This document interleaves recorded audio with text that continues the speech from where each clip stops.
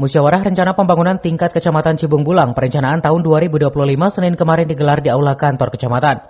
Pendidikan dan kesehatan dan infrastruktur kewilayahan tetap menjadi prioritas pemerintah daerah.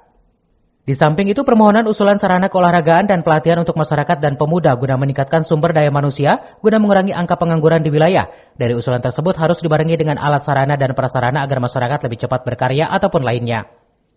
Sesuai dengan tema Musrembang Kabupaten Bogor, yaitu optimalisasi kinerja pelayanan publik, maka yang menjadi prioritas masih seputaran pelayanan dasar, yaitu kaitan dengan pemenuhan sarana prasarana pendidikan dan juga sarana kesehatan. Ini kita lakukan, dan juga tentu infrastruktur kewilayahan itu menjadi prioritas kami. Di luar itu ada beberapa prioritas yang kita juga usulkan terhadap dinas teknis.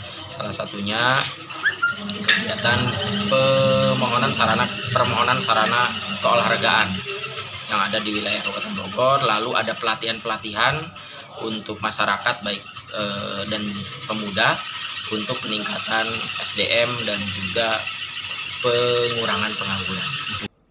Lebih lanjut dikatakan Camat Cibung Bulang selain pendidikan dan kesehatan serta infrastruktur, pengajuan gelanggang olahraga mini di Desa Galuga dengan luas lahan 1 hektar lebih mengajukan anggaran 15 miliar lebih. Dari Cibung Bulang, Kabupaten Bogor, Iman Abdurrahman melaporkan.